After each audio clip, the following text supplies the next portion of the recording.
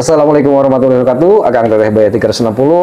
Oke, ini podcast pertama Baya 360. Setelah sebelumnya kita ngobrol dengan beberapa caleg ya. Kemarin itu karena musim-musimnya pemilihan gitu.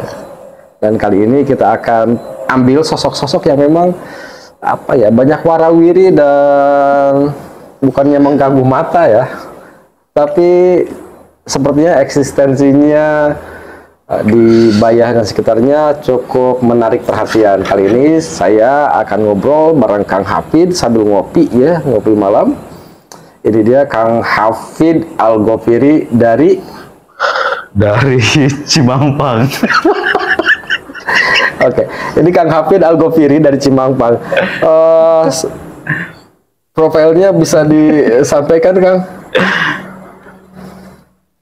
Baik. Assalamualaikum warahmatullahi wabarakatuh. Terima kasih Kang siapa nih? Kang Ahmad Parika atas waktu ngopi barengnya nih. Oke. Sedikit saya akan nge-profile diri. Iya, kenalin. Profiling diri sendiri ya. Nama saya Hafid Al-Ghofiri.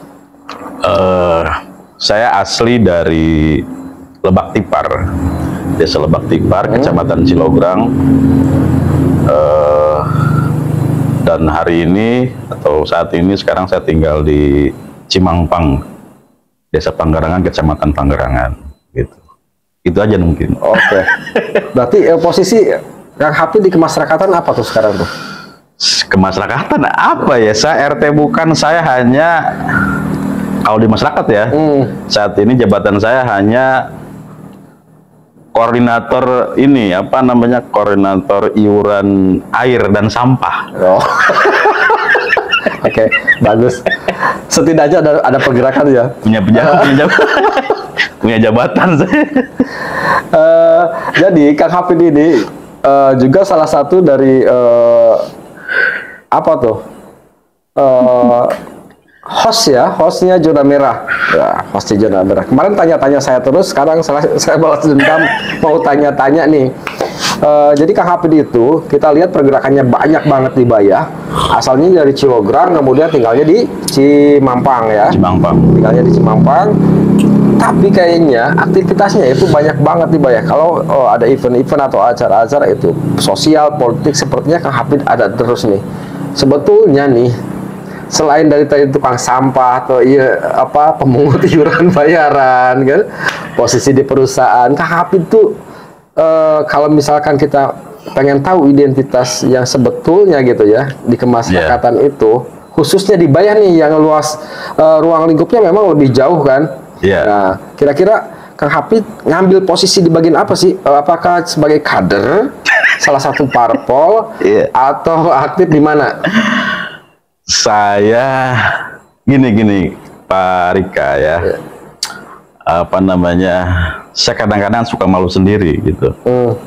Saya kalau ditanya sama orang, Kang Hafid ini di mana sebenarnya, orang mana sebetulnya? Tadi saya cerita ya sebelumnya ya. Saya orang Cilograng, saya lahir di Desa Lebak Tipar. Kemudian sampai tahun 2020 saya aktivitas di Cilograng. Gitu, dari 2020 sempat tinggal di daerah Baya, gitu, dan dari 2021 baru saya di Cimangpang gitu. Tapi memang saya tinggal di Cimangpang saat ini, aktivitas banyak di Baya, asal orang Cilograng. Nah, aktivitas di Baya ini memang karena pekerjaan gitu ya. Pekerjaan saya memang ada di Kecamatan Baya. Pekerjaan gitu. Di perusahaan? Ya, pekerjaan lah ya. Pekerjaan di Kecamatan Baya gitu, sehingga ya itu yang kemudian saya bilang aktivitas saya banyak di Baya, sehingga karena ada Kecamatan Baya gitu, akhirnya sering bersentuhan dengan orang-orang Baya, sering berkomunikasi dengan orang-orang Baya. Bahkan jujur Pak Rika, saya sekalipun tinggal di Cimangpang, sudah berarti 3 tahun berjalan ini saya di Cimangpang, saya sampai hari ini masih ngerasa tamu. Karena saya merasa di Cimangpang itu, di Panggarangan maksudnya ya, hanya sekedar tidur, tempat tidur gitu. Jadi pagi sampai sore aktivitas di Baya. gitu. Pulang sore ke rumah. Tapi untuk kayak orang-orang yang misalkan aktif di Panggarangan hafal. Hafal. Tapi masih ngerasa memang mungkin apa ya? Kalau ini mah ketertarikannya atau Bukan karena ketertarikan, lebih ke karena kesempatan saja. Kesempatan, karena mungkin kalau di Baya ini kenapa saya lebih banyak aktivitas di Baya, karena memang sekaligus dengan kegiatan bekerja juga di Baya gitu. jadi ini bukan ini notis juga berarti buat Kecamatan Panggarangan, colek dong gitu. Enggak, jujur nih. Sebetulnya saya kemarin itu ikut ini, Pak Rika, ikut apa namanya daftar PPK Di Kecamatan Panggarangan. oh gitu. Apa coba motivasinya? Bukan hanya karena ingin terlibat dalam kegiatan penyelenggaraan pemilu ya, pilkada ya, tapi lebih ke saya ingin lebih mengenal Panggarangan sebetulnya, gitu. Nggak bisa lihat di Baya 360 kan Panggarangan banyak diekspos gitu. Iya, nggak cukup menurut saya, nggak cukup gitu. Kalau nggak keinjak sama kaki saya gitu ya, saya merasa nggak cukup gitu. Sampai hari ini mungkin yang saya injak itu Cimangpang, gitu ya, Cisi, Iya. dan jalur itu. Belum dalamnya belum. Belum. Berarti kesempatan kemarin pas PPK berarti Karena nggak lolos, nggak lolos. akhirnya gagal tuh. Sempet teman-teman kita di Panggarangan juga ada Bang Jay, ada beberapa kawan-kawan yang lain sempet nanya ke saya, Pin, motivasi Anda apa ikut PPK di Panggarangan? Saya hanya ingin mengenal saudara-saudara saya di Panggarangan. Oke. Gitu. Wah, ini kayaknya misteri banget. Cuma memang kayaknya belum diizinkan gitu. Ya. Taruhun menutup Panggarangan menutup. Enggak, tapi alhamdulillah Pak Rika, saya di Panggarangan itu tinggal ya, saya ngerasa kayak di kampung sendiri. Kenapa? Karena memang banyak teman-teman yang di Panggarangan, entah itu teman-teman sekolah dulu gitu ya, atau teman-teman pada saat kuliah, atau teman-teman pada saat main dan segala macam gitu, beraktivitas atau berkegiatan di organisasi, sehingga ketika datang ke Panggarangan itu mereka menganggap saya tidak sebagai orang lain sebetulnya, gitu, sebagai teman yang sudah lama nggak bertemu, kemudian bertemu lagi dan sudah biasa begitu. Hanya kalau dari sisi kegiatan, memang saya belum banyak terlibat di Panggarangan begitu. Mudah-mudahan besok lusa, gitu ya, ikut membantu, ikut terlibat di Panggarangan. Sebenarnya latar belakang pendidikan Kang Hafid itu apa sih? Pendidikan. Iya. Saya Apakah memang di politik atau di sosial? saya di pendidikan, Pak. Oh, di pendidikan. Saya dicetak oleh bapak saya malah. Kenapa saya bilang bapak saya? Karena dipaksa oleh bapak saya. Saya dicetak oleh bapak saya untuk masuk ke keguruan, gitu. Jadi berarti pas itu ngerasa kepaksa. Oh, kepaksa. Iya, saya kepaksa jujur. Saya pernah jujur ke orang tua saya. Saya kepaksa kuliah di keguruan, gitu. Sementara lebih tertarik. Mungkin jiwa sosial saya lebih tinggi gitu ya. Dari sejak sekolah dulu, kebetulan kita sekolah dulu di pondok gitu ya, dan terbiasa di organisasi, pernah jadi ketua OPPM.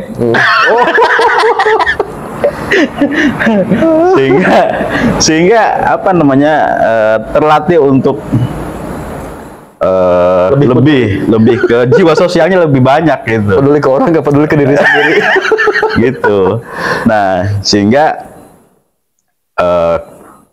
karena memang keluarga besar itu mayoritas backgroundnya adalah guru, sehingga bapak saya waktu itu mungkin juga sama kayaknya, kayak waktu itu dengar Pak Rika juga ya, gitu. Akhirnya kan kayaknya nasib-nasib anak-anak yang orang tuanya guru tuh kayaknya kurang lebih sama harus guru, gitu. Harus guru gitu. Saya dulu sempet nolak, tapi karena bapak saya kekeh, memang akhirnya ya apa namanya kuliah di keguruan, sekalipun saya akui kuliahnya nggak begitu bagus amat gitu, nggak bener gitu Pak Rika. Tapi produknya lumayan ya. Oke. Nanggung, produknya nanggung masalahnya. Jadi Kang Hafid gini, saya ngelihat aktivitas Kang Hafid kayak misalkan sama bagian mitigasi ini dekat, sama orang-orang nakes dekat, sama orang politik juga dekat. Entah itu sama Golkar, sama PDI, pokoknya PKS ya, PKS, kemudian sama orang-orang seni dekat, orang budaya dekat. Ini jadi saya mikirnya gini, tiba-tiba jadi host kan di zona merah, tiba-tiba jadi host di zona merah. Saya mikir gini, kalau misalkan lihat pemetaannya gitu, cek, ini orang kemana nih gitu kan? Yang padahal pas mau sebetulnya nih secara personal, ini kenapa jangan rokok? Boleh. Secara personal ketika masuk ke musim pileg itu, ada harapan saya yang sangat luar biasa sekali, bener Kang Hafid, karena kita butuh sosok yang memang real di lapangan, kemudian aktif, bisa masuk sana sini. Dan untuk saat ini saya ngelihatnya untuk anak muda ya ada di Kang Hafid gitu. Wah, terlalu berlebihan itu. Enggak. Berlebihan. Tapi saya mau nanya, arahnya berarti sebenarnya Kang Hafid itu kemana sekarang? Jadi arah alur yang apa ini mau di framing apa? Enggak. saya gini, saya punya mungkin dibilang moto hidup juga mungkin iya, tapi juga saya tidak megang itu sebagai moto hidup. Cuma saya itu sering teringat pesan guru saya tentang Islam awalnya itu. Bahwa jadilah seorang generasi Islam yang wasatiyah. Artinya Islam yang berada di tengah-tengah. Tidak terlalu condong ke kiri, tidak condong ke kanan. Nah, kata wasatiyah itu saya coba praktekkan dalam kehidupan sehari-hari gitu Pak Rika. Saya sadar betul dalam ruang lingkup sosial kita banyak kelompok, banyak organisasi, banyak orang yang punya kepentingan gitu ya. Terus kelompok ABCD segala macam, entah itu mengatasnamakan kelompok masyarakat atau apapun itu gitu. Dan dipastikan setiap kelompok itu punya tujuan masing-masing begitu. Jangankan kelompok, kita pribadi aja antar person, antar individu punya kepentingan masing-masing gitu. Nah, tapi saya mencoba untuk gimana caranya seorang saya ini yang ngerasa memang satu, saya kawan juga nggak banyak gitu ya, pengalaman juga nggak terlalu banyak, ilmu apalagi, saya butuh nih rekanan, butuh jejaring, butuh orang yang harus saya kenal, tapi saya tidak harus menjadi bagian kelompok mereka. Begitu. Itu yang kemudian jadi pegangan saya, maka akhirnya saya mungkin kenal sama si A, kenal sama si B, tapi saya juga tidak bisa menjadi bagian dari mereka. Gitu. Tapi gimana caranya ketika saya ngobrol sama mereka, komunikasi sama mereka, ya kita harus masuk. Kita harus happy ngobrolnya begitu. Itu sih motivasinya sebetulnya. Tidak menjenuhkan kayak ketemu sama saya warna gitu. Nah, sejauh ini ada gak partai yang mencoba merapat ke Kang Hafid gitu sebagai sosok yang benar-benar putra daerah Kang Hafid tuh gitu? Saya kira kalau berbicara masalah udah berhubungan sama partai gitu ya Pak Rika, itu sudah lain ceritanya. Jadi sebetulnya kalau saya memang apa yang tadi Pak Rika sampaikan, ada beberapa memang yang menyampaikan ke saya juga seperti itu gitu. Cuma ya tadi karena memang dari awal saya motivasinya bukan ke arah sana gitu ya. Jadi sampai hari ini belum terpikirkan. Pertama karena memang tujuan dari pergerakan kita, kegiatan kita, goalnya adalah bukan ke arah sana, sehingga alhamdulillah sampai hari ini belum ada satu partai pun yang menghubungi saya begitu. Karena mereka juga tahu mungkin nih orang apa namanya kegiatannya apa gitu ya. Gitu. Tapi mereka harusnya bisa membidik ya. Harusnya bisa membidik putra-putra daerah yang memang potensial gitu ya. Mungkin kalau ketua partainya Pak Rika bisa aja. Ketua partainya Pak Rika bisa aja. Begitu. Tapi gini kan Kang Habib, juga terkait dengan Tugu. Oh ya, Tugu Romusa ya. Ya. Ada usaha nggak dari Kang Habib dan kawan-kawan misalkan yang sudah terbiasa banyak berkecimpung bergerak ke sana kemari nih? Ya, saya kira ini khusus untuk Tugu Romusa ya. Bener kan Tugu Romusa itu ya? Ya. Ya, salah satu ikon Bayah menurut saya. Gitu, yang harusnya terpelihara, terjaga, kemudian bisa menceritakan apa sebetulnya di balik itu. Gitu. Pada akhirnya saat ini roboh. Robohnya tuh lucu, bukan karena ketimpa gedung atau ketimpa pohon, tapi karena Ketuaan. saking lapuknya ketuaan begitu. Dihembus angin saja roboh begitu. Nah, menurut saya memang ini harus ada gerakan, ada sikap dari kita. Itu tidak hanya dari, kalau menurut saya tidak hanya warga Bayah gitu ya. Siapapun yang merasa peduli dengan sejarah daerah kita dahulu gitu ya, harusnya merasa terpanggil gitu, karena Tugu Romusa ini bagian dari cara mungkin bagi kita untuk mengingat dan mengenal sejarah daerah kita zaman dulu begitu. Kalau kita hanya sebatas tekstual gitu ya, baca sejarah itu kan sekarang udah lemah banget budaya itu. Harus nyari informasi segala macam. Paling tidak ketika kelihatan nih ada bentuknya, anak kita nanya nanti kalau kita ajak jalan, ya itu tunggu apa sih? Apa itu sih? Kita ceritain kan begitu.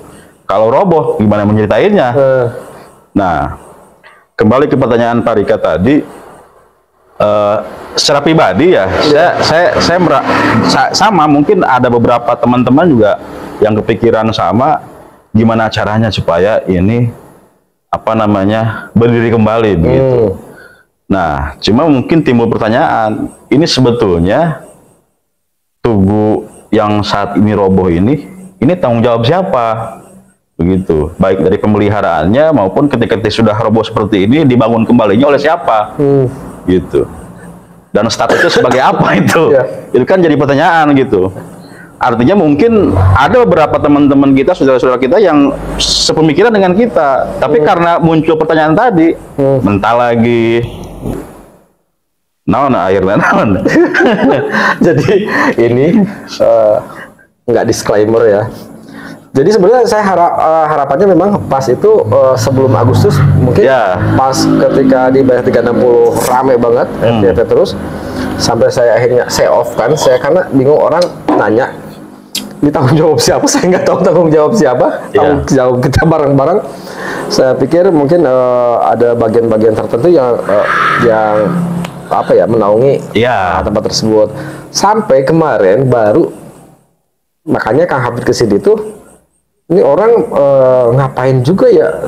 Mikirin. Nah, saya pikir mikirin. Jadi ngehubungi saya dan dia nanya begini, itu Tugu roboh terus gimana? Kenapa gitu? Jadi Kang Habib itu, ayo dong, enggak. Pas kemarin baru hari apa ya Kang Habib nelpon saya? Hari Jumat kalau nggak salah. Ya. Nah itu makanya saya pikir ini orang udah ngapain lagi. Dia artinya kalau misalkan ngelihat hal seperti itu dengan posisinya Kang Habib mungkin tidak berada, sebenarnya ada di OKP nggak sih? Enggak. Oh, enggak. Saya pernah terlibat di Karang Taruna tapi di Kecamatan Cilograng. Saya mantan ketua KNPI Cilograng. Begitu. Kemudian saya apalagi ya? Ya terlibat banyak di Cilograng memang begitu. Nah, setelah pasca saya pindah dari Cilograng ke sini, yang saya tidak jadi apa-apa. Hanya mungkin tadi karena kita terbiasa di dunia sosial, gitu ngelihat isu-isu, ngelihat kemudian ada apa namanya kejadian-kejadian. Iya.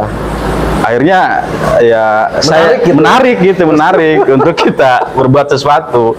Makanya kemarin saya jujur telepon Pak Rika, yuk kita pikirkan bareng-bareng gimana caranya kita bikin bikin gerakan lah supaya ini Tugu Romusa ini terlepas dari memang berbagai macam perspektif ya. Banyak orang yang berpikir ini A, B, C, D segala macam. Saya sih tidak terlalu jauh mikir ke sana gitu. Yang penting ini tuh salah satu ikon Baya. Saya yang pernah kurang lebih 10 tahun tinggal di Baya begitu. Dan saya juga mungkin merasa harus berterima kasih ke Baya karena saya dibesarkan di Baya juga, artinya menimba ilmu di Baya, teman banyak di Baya, kegiatan banyak di Baya. Akhirnya kepikiran tuh. Gitu. Makanya kepada siapapun yang mungkin punya pemikiran yang sama, gimana caranya ini Tugu Romusa ini harus berdiri kembali, yuk bareng-bareng kita gitu. Nah, tapi emang itu kita ngerasa kehilangan banget nih Kang Hafid ya, karena di program sekolah di A saja juga anak MI itu ada namanya learn to be leader. Kita bilangnya Botobele, born to be leader. Jadi kegiatan anak-anak per tahun, anak-anak baru nih di sekolah kita yang memang mengunjungi tempat-tempat bersejarah mengenalkan. Jadi sampai hari ini belum, karena kita selalu agendanya adalah startnya dari Tugu itu. Iya, saya sempat Pak Rika beberapa orang saya ajak diskusi, ajak ngobrol gitu ya. Sebetulnya pertama adalah pertanyaan kita, ini statusnya apa sih gitu ya? Apakah termasuk cagar budaya begitu atau apa, atau memang dulu pada saat dibangunnya hanya sekedar sebuah monumen gitu ya yang dibangun untuk mengingatkan kepada kejadian beberapa waktu yang lampau gitu ya, atau gimana gitu, karena menurut aset siapa gitu ya. Kalau aset pemerintah ya harusnya pemerintah yang tanggung jawab dong gitu. Tapi sampai hari ini kan kita belum lihat pergerakan dari pemerintah gitu ya, baik itu mungkin dari level yang tingkat desa. Kalau desa mungkin saya yakin bukan aset desa gitu. Itu kecamatan pun kayaknya bukan juga begitu, mungkin gitu ya. Nah, apakah ini di bawah naungan dinas kebudayaan gitu ya, dinas pendidikan kebudayaan kalau sekarang berarti, atau misalkan ada, nggak tahu saya salah atau bener gitu, badan misalkan badan cagar budaya atau apalah, dinas cagar budaya segala macam. Posisi nggak tahu saya, katanya sih apa provinsi, katanya sih levelnya di provinsi, nggak tahu tapinya gitu. Nah, maksud kita kalau memang itu bukan cagar budaya dalam konteks yang, kalau pemahaman saya nih ya, pemahaman saya doang, jangan dianggap salah dan benar. Kalau pemahaman saya itu bukan berdasarkan hasil bahasa, bukan. Ketika konteksnya bukan cagar budaya, maka berarti kan dari bentuknya gitu ya, kemudian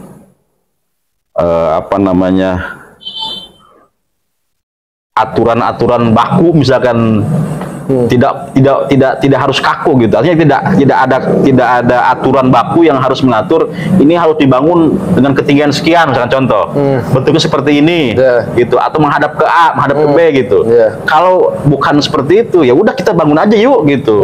Yang penting itu Tugu berdiri lagi gitu. Kemudian anak-anak kita, keturunan kita nanti bisa tahu bahwa Tugu ini berdiri karena ada kejadian A begitu, dan roboh karena kejadian dan diberdirikan lagi oleh warga Baya. Nah, gitu. Itu betul Kang Hafid. Jadi selain saya mikirin tuh, orang kenapa mikirin itu ya gitu. Saya sebetulnya kenapa kemarin sampai di off kan, karena saya juga bingung ini aset siapa, kemudian yang bertanggung jawab. Jadi saya nggak bisa ngejelasin panjang lebar di konten sebelumnya, yang pas itu kontennya memang pas saya ke sana roboh gitu. Sampai akhirnya kita mikir juga ketika ayo dong B360 bisa gitu kan. Saya pikir untuk biaya apa ya, ngebangun, kalau cuma ngebangun aja sih nggak besar. Nggak gitu. besar. Nggak besar. Kalau misalkan kita harus mengembalikan dengan konsep kayak gitu, nggak gede sebetulnya. Gitu, nggak gede. Tapi yang karena kita juga punya kesibukan kan, yang pada akhirnya mundur ya khawatir karena memang ada Ya, pemiliknya. betul. Misalkan dari status tanahnya, gitu. Ya kayak gitu Kang Hafid. Tapi luar biasa Kang Hafid ini, berarti apa ya? Nih, udah memantik sinyal nih, udah memantik. saya jujur nih Pak Rika ya, Pak Rika apa namanya? Jujur sebetulnya saya juga awalnya ngerasa gerah karena emang ada orang yang ngomong ke saya. Gitu. Orangnya bukan orang Baya, bukan orang Panggarangan, bukan orang Cilograng, bukan orang Cilebar, orang di luar kecamatan itu. Orang Malimping. Ngomongnya gini, emang di Bayah nggak ada orang? Ya, banyak lah saya bilang. Gitu. Tapi kan persoalannya bukan karena nggak ada orang, bukan karena orang iya wajar mereka ngomong kayak gitu. Bukan karena nggak ada orang, bukan karena nggak ada yang memikirkan. Tapi ya tadi itu kembali kepada apa namanya?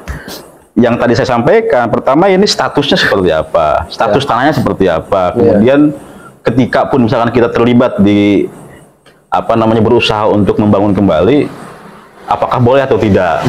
Nah, maksud saya sekalian ngajak nih. Nah, dalam waktu dekat ini kita akan coba ngobrol, kita akan coba bertemu dengan beberapa stakeholder gitu ya. Salah satunya mungkin pemerintah setempat, kayak seperti kepala desa gitu ya, kemudian Pak Camat.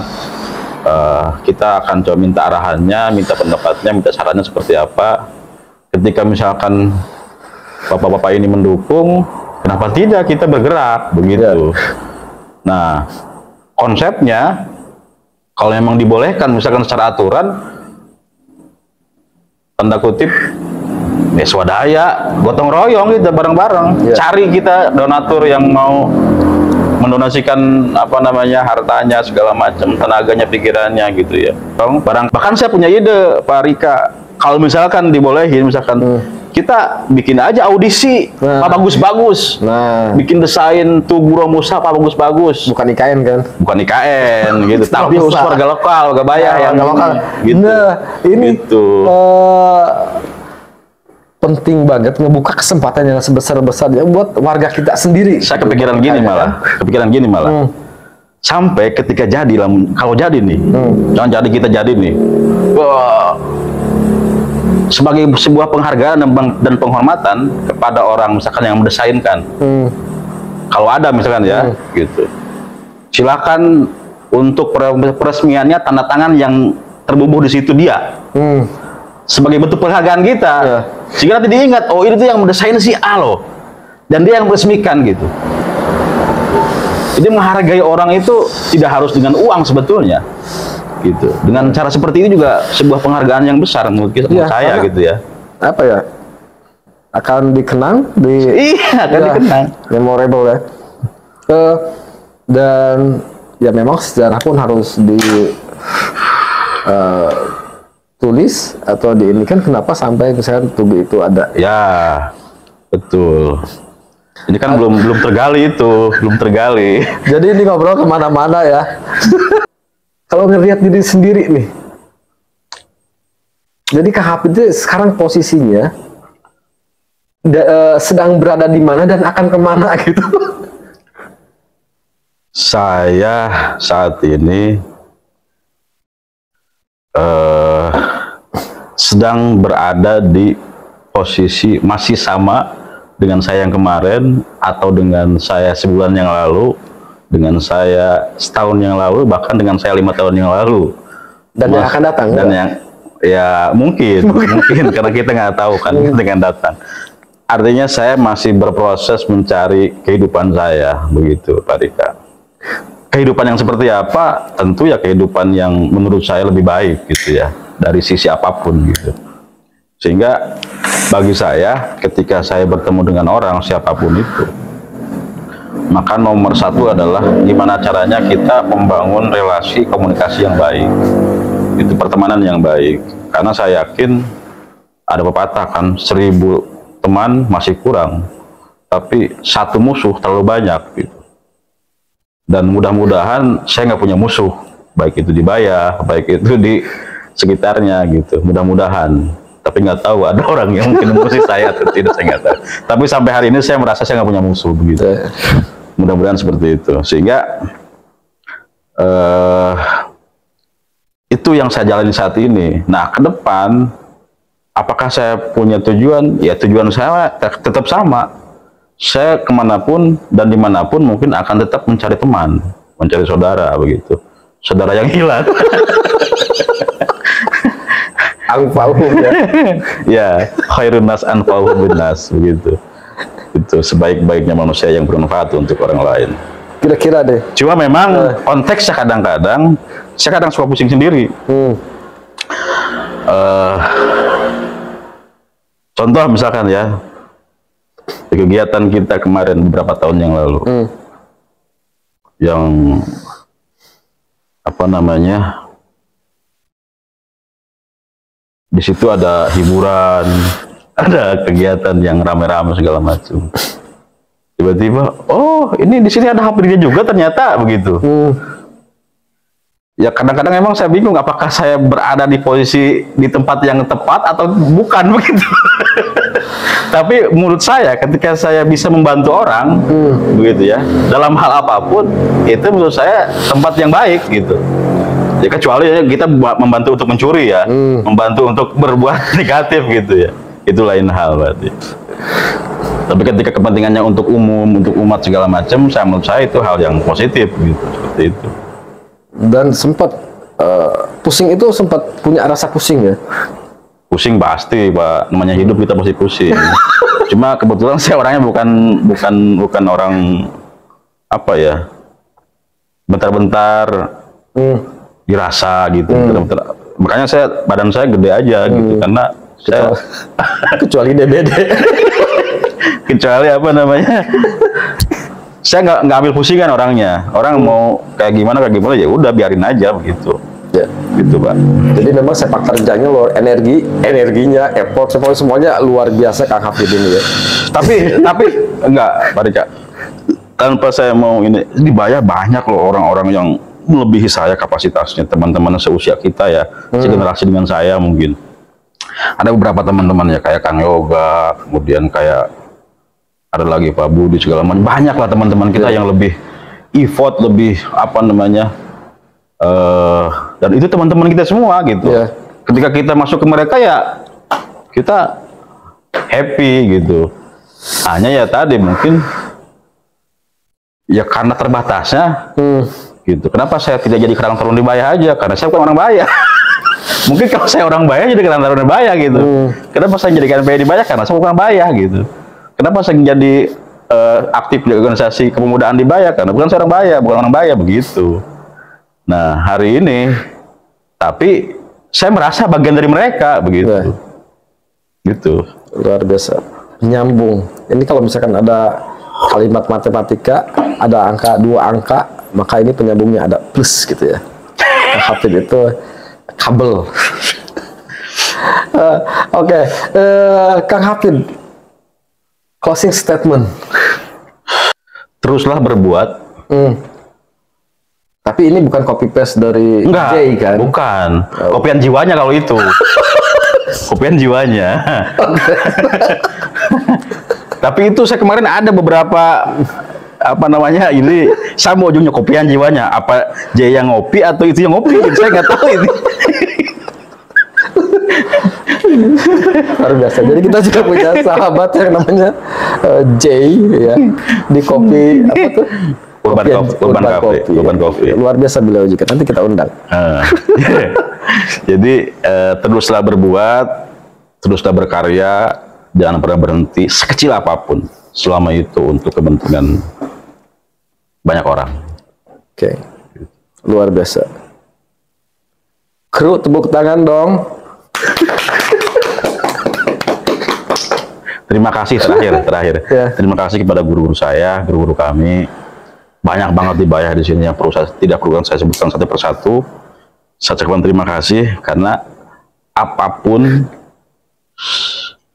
sampai hari ini saya bisa seperti ini, apapun ceritanya berkat mereka. Jadi saya ucapkan terima kasih kepada guru-guru saya, mentor-mentor saya, senior-senior saya gitu, yang sampai hari ini mungkin mohon maaf ya kita belum bisa menghargai beliau gitu ya, dengan cara apapun selain dengan mungkin dengan cara seperti ini yang bisa kita lakukan gitu. Mudah-mudahan ke depan kita bisa lebih baik lagi, bisa lebih ihtiram lagi, karena saya merasa saya kurang penghargaan kepada guru-guru saya gitu, Pak Rika.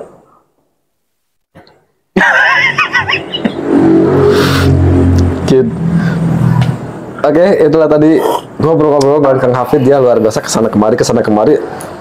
Tapi intinya silahkan Akang Teteh semua bisa disimpulkan atau bisa komen ya di bawah. Oh, baik itu kritikan. Oh, saya tidak mengenal dia. Siapa dia? Gitu kan boleh. Oke. Nah, luar biasa. Kita sangat kaya dan sangat banyak sekali punya putra-putra daerah yang peduli dengan daerah kita. Hanya saja mungkin kesempatan dan butuh tempat, butuh dorongan, butuh keterbukaan untuk mereka bisa melangkah dan bisa bergerak lebih lagi. Terima kasih. Bayah 360. Assalamualaikum warahmatullahi wabarakatuh.